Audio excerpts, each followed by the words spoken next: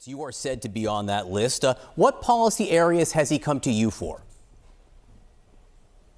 Look, I'm going to avoid any specific discussions I've had with President Trump, but talk about why I think this debate is going to be good for America if it's done the right way. Have you had policy discussions with Donald Trump recently? I had conversations with Donald Trump before the debate, and I'll be in Atlanta this evening as well. But what I will say is, in my impression, Donald Trump is prepared on his own 2 feet for this debate. My best advice to him is be yourself. Don't do what anybody else tells you to do. He's served as president of the United States, and if this is about the policy records of both presidents, and if this is about their actual policy vision for the next 4 years, this debate is going to be good for America. If it's about relitigating past grievances or attacks or accusations on either candidate, I think it's going to be bad for America, and I think that's what's at stake tonight. Yeah, and on the issue of policy, I am curious because when you ran for president, one of the things you proposed was abolishing the FBI. What have you discussed with him on that front? Look, what I said in the presidential campaign reflected my own views on reorganizing the administrative state. I think the people we elect to run the government are really no longer the ones who actually run the government, and that ought to be a nonpartisan issue. But for President Trump, the top areas of focus are the areas that matter to Americans right now: fixing the mass influx of illegal migration into this country, reviving the economy, and think about stable foreign policy as well. We're closer to World War III than we've ever been this century. It was very different under the Trump years, and I think that should be the area of focus at the debate tomorrow night. I think that's what's affecting Americans at home.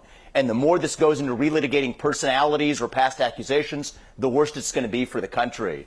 And so I'm looking forward to hopefully what is a policy-rich debate that actually informs Americans of facts they need. I'll also tell you something I told President Trump, and I'll tell you as well, is I give him a lot of credit for doing this debate on the terms that were effectively set by Biden. Hosted by CNN in Atlanta without a live audience would be the equivalent of Joe Biden agreeing to do a Fox News hosted debate in Alabama with 3,000 live audience members. So I give Donald Trump a lot of credit for that. If you're going to lead the country, you got to be able to show up, and that's exactly what he's doing. Yeah, look, every aspect of this debate was agreed to by the Trump campaign, and Jake and Dan are award-winning journalists who are relentlessly fair. They will do a fantastic job. The only presidential candidate Republican. Oh, it was agreed to by the Trump campaign. Yeah, because if he didn't, there probably wouldn't be a debate. And then, mainstream media, like this guy and others, would blame Trump for there not being any debates. We all know the games that they play. We see straight through the crap. They set it up so that Trump would say no. I'm sure some of them were shocked that he actually said yes. I mean, just look at the rules.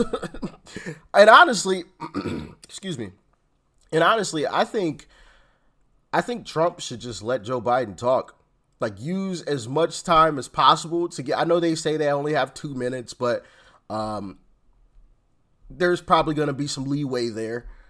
And I think Trump should force Biden to talk even more. Talk as much as possible. Ask Biden a question directly. Make him answer it. That's what I think. But then also, I think Trump should go more towards policies, his policies, and then also talk about Joe Biden's terrible policies and how they've affected the American public. So Joe Biden has to actually answer for how garbage this country has become under his leadership, mind you. Okay. That's just my opinion. But what do y'all think? Let me know.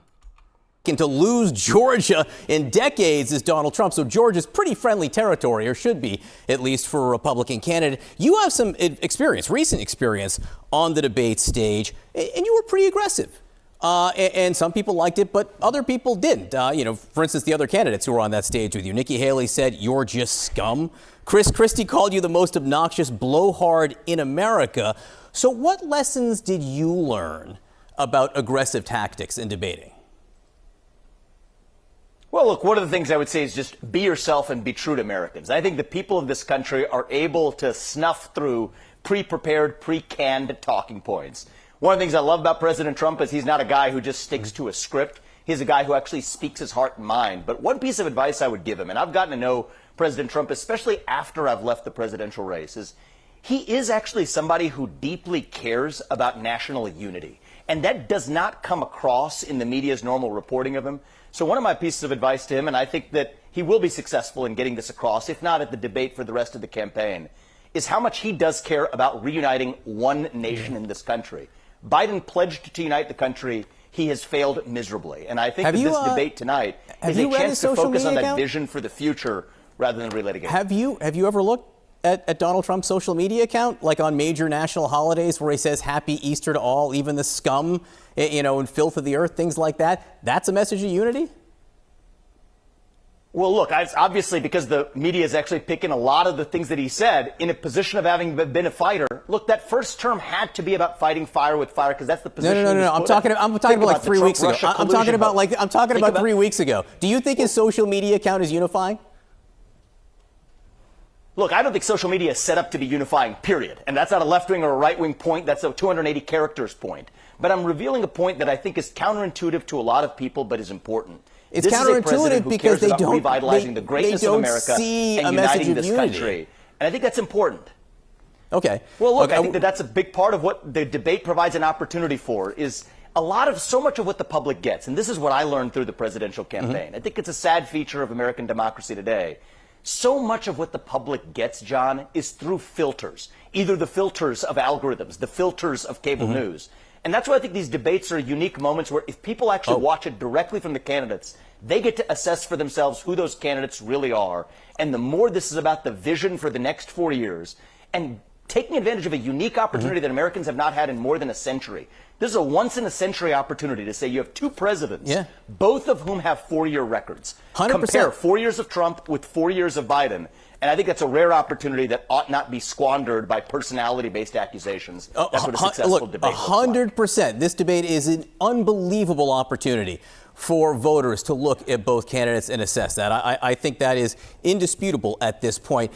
Again, people should go look at Donald Trump's social media account, which is unfiltered. He writes it. America sees it. There's no filter there. On the aggressive tactics, the reason I did bring that up is because Trump himself seemed to acknowledge that 4 years ago in the first debate, he came out too hot. He told the Washington Examiner, I was very aggressive in the first one. The second one, I was different, and I got great marks on the second one. So what you're saying here is you'd like to see him less hot, less like he is on social media, something different than maybe America has seen?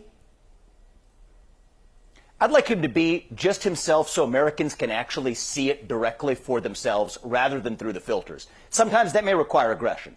But there's an expression in my own family, I talked about it in the campaign trail, and I think Donald Trump embodies it as well. You have to be strong enough to protect your kindness. Strong enough he is, and most Americans know that about him, that he's a fighter.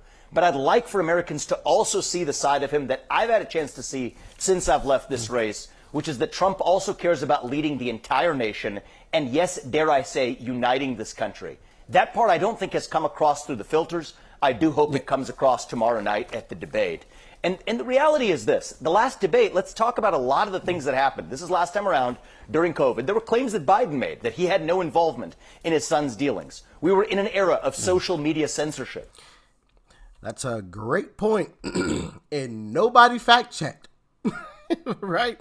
Everybody's fact-checking these days. So, I wonder if they're actually going to fact-check Joe Biden when he makes the claim that he's been making for a while now that he inherited 9% inflation or whatever he said, 7% inflation, when in reality it was 1.5%.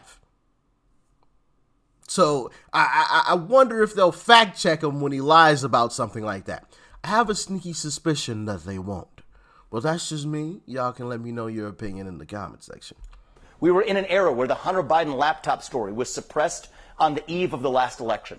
I hope everybody has learned those lessons of the past to say that, you know what, we're not going the way of censorship this time around. We're not going the way of distorting the information the public gets. This time around, as a country, let's learn from our mistakes of the past, give the information to the voters so they're able to make their own decisions. And one of the things I really worry about for the country right now, John, is this. I think it's a very real possible scenario, is that Biden's coming in, you talk about coming in hot, probably going to call Trump a convicted felon. Well, let's play this out. A lot of legal experts believe this is going to be overturned on appeal or by... Well, then also, if Joe Biden calls Trump a convicted felon, if I'm Trump, I'm turning to Biden and I'm saying, at least I'm fit enough to stand trial. Your own Department of Justice said you weren't fit enough to even stand trial. At least I am. Mic drop. As a matter of fact, I would have been like, hey, at least I'm fit enough to stand trial. Your own Department of Justice said you weren't even fit enough to stand trial. And with that, I rest my case. And I'm going to be quiet then. Could you imagine how crazy of a moment that would be if Trump said that?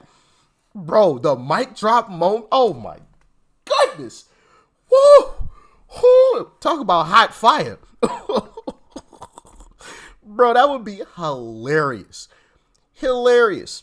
The Supreme Court. And I worry about a scenario where, God forbid, we have another election. If Biden won it by a narrow margin and then the Supreme Court overturns it after the fact, and we know that actually affected the views of voters, I worry about this country. That's even worse than the suppression of the Hunter Biden story on the eve of the last election.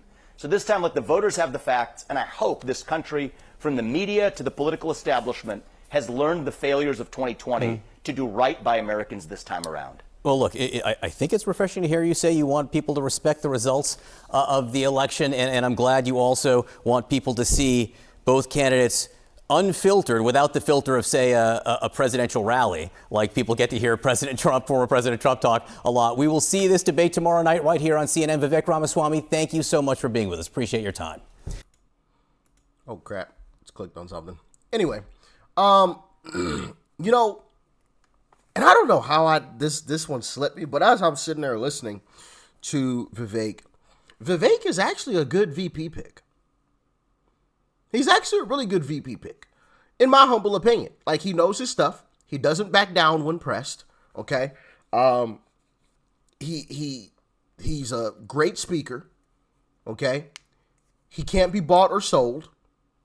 He's got the cash, right? So there's another great aspect as well.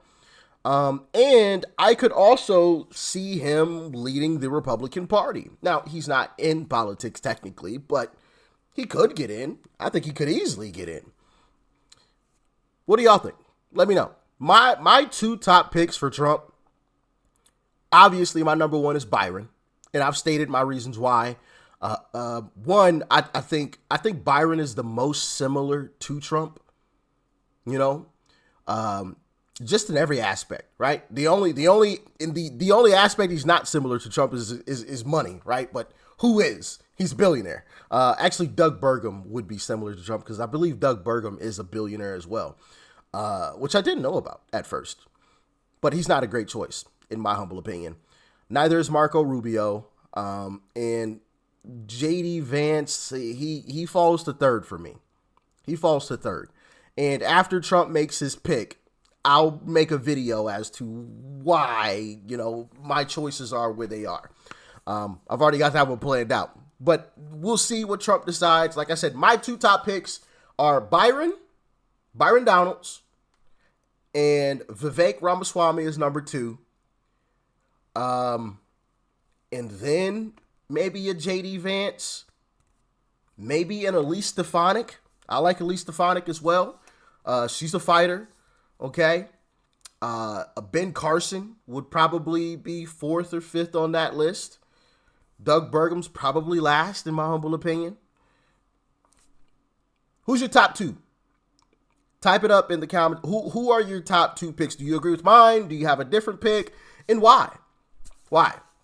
Let me know why you picked the two that you picked. Like I said, one reason why Byron is the guy for me is he's the most similar to Trump, right? That's one reason. Two, he takes no crap. We've all witnessed that. Byron takes no crap. He's afraid of nobody. He's going to say what he wants. He's going to do what he wants. He doesn't care what party leadership has to say about it, right? In his famous words, he's like, no, I say what I want. I'm 6'2", 270. Like, you know, so yeah, that, like, he takes no crap. So I do think he would be a great choice for VP. And also, I could legitimately see Byron Donalds leading the Republican Party after Trump's term these next 4 years. I could legitimately see Byron leading the party. I could also see Vivek leading the party. So those are some of the reasons why those are my top 2 picks, because we also have to think about the future. Trump's only got 4 more years. He's only got 4. So we got to think a little ahead here, just a little bit. And I could definitely see Byron. But like I said, what do y'all think? Let me know in the comment section. Peace and love. I'm out.